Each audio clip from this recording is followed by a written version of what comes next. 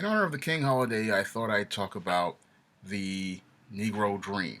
Not the Dr. King's I Have a Dream speech, but the dream of this Afro-American Negro. Now, you see, soon after Dr. King made his speech, I Have a Dream, the Afro-American Negro started having a dream. And in that dream, he believed that there was going to be some sort of Messiah who was going to come out and lead the Afro-American Negro to the imaginary place known as the Promised Land. And this is why your Afro American Negro has not made a single step forward, I believe, in the last 40 or 50 years, because many of these Afro American Negroes are waiting for the Messiah to come yet again out of the single mother households, out of the projects, and be the leader of the Afro American Negro race that leads the Afro American Negro race to the imaginary place known as the Promised Land. We don't know where they got this idea from, but this is the idea that many of these Afro American Negroes have, come up with. And this is the excuse that they use for not making any efforts to build up any of the businesses in their communities, to support the businesses in their community, and to support, the people in their community who are trying to take the race forward. Instead, many of these Negroes are sitting here waiting like Linus did with the Great Pumpkin. They're waiting for the Negro Messiah to come to deliver the Afro American Negro race and to take the Afro American Negro race to the imaginary place known as the Promised Land. A total misinterpretation of Dr. King's speech, but this is the Afro American Negro. He's not very smart, he doesn't have the critical thinking skills, and, he just can't, understand that what metaphors and similes are because he doesn't have that mental capacity. But this is what your Negro thinks. He thinks that some great deliverer is going to come out of the Afro-American housing projects, out of the ghettos, out of the single mother households, and out of the welfare state to deliver the Afro-American Negro out of his poverty, out of his misery, and out of his dysfunction. And this is what many Afro American Negroes imagine in their heads that this deliverer is going to come. He's going to be like Moses. He's going to part the sea of white supremacy and racism. He's going to put the white man, imaginary white man, in his place.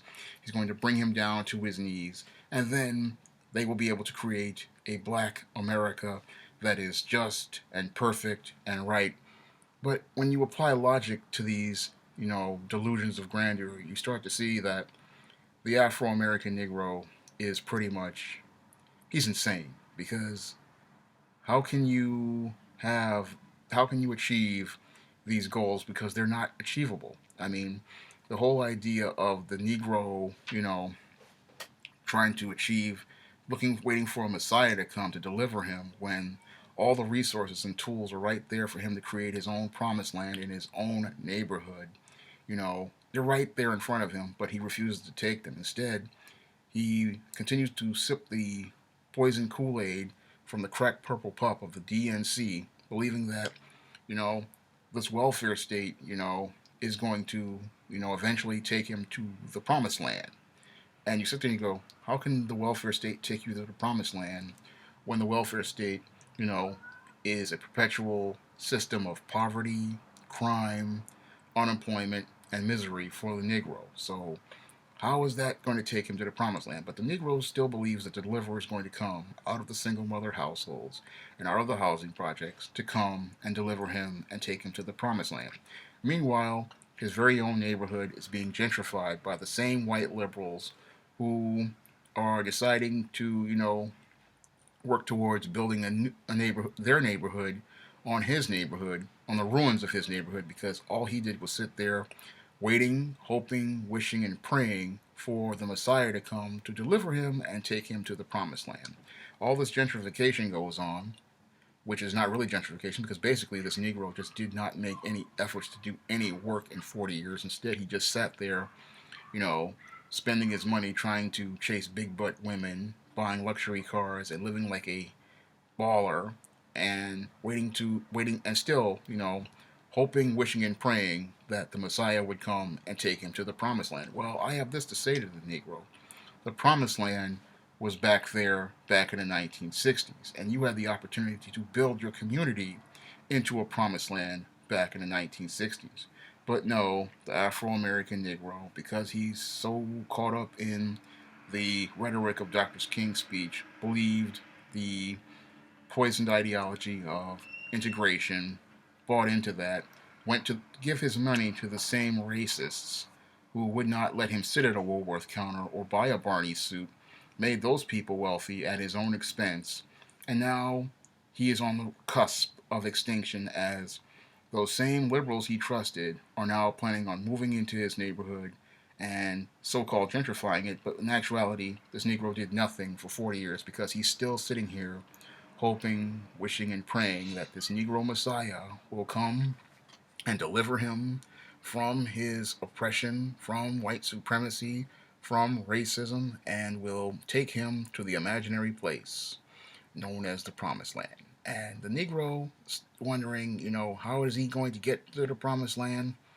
Well, the whole thing is that faith without works is dead. And because the Afro American Negro has done next to no work for 40 years, there is no way for him to get to any promised land. Because again, you have to do work in order to achieve what faith is. Faith is a promise, but you have to work towards it. But the Afro American Negro has done next to no work at all in 40 years. Instead, he has done nothing to build his community, to teach his children, to establish platforms for developing wealth or building wealth that can be passed on for the next generation. No, he has always spent all his money trying to impress, again, big butt women, consumer products, and most importantly, social currency. Because social currency is what the Afro American Negro considers valuable, even though social currency has no financial value or economic value whatsoever and is only valuable to those who are part of a social group. But the Negro values social currency more than wealth, riches, even his intangibles of manhood, such as his dignity, his self respect, and his self worth. And this quest for social currency is why this Afro American Negro is, on the cusp of extinction. But in his mind, he believes, that some imaginary Negro is going to magically come out of the sky or out of the single mother households of the housing projects to deliver him and take him to the promised land where he won't have to do work yet again in building anything. But you have to sit there and say to yourself, if you did nothing here and you had no works with your faith, and you have all this faith but you have no works, then how can you expect to go to the promised land and build it into anything? Because you have no skills, you have no tools, and a magic Negro cannot come and deliver you from your own dysfunction. I mean, he can't deliver you from your own dysfunction. So if you got to the promised land, you would eventually turn it back into the ghetto that you lived in, and then later on allow those same foreign interlopers, like your Arab store owners, your Negro pastors, and other predators, to come back into your promised land and turn it right back into the poverty and misery that you're already in. And this is something that goes over the Negro's head because, again, he's living in his head, living on ideals, and living on a quest to achieve these unrealistic ideals, which were basically metaphors in his speech. I mean, again, the promised land, it was right in front of the Negro, and it's still in front of the Negro, but he just has to really use the resources and tools that are in front of him to build it up. And until the Negro understands that faith without works is dead, he is going to be heading towards his own demise and the demise of his own race.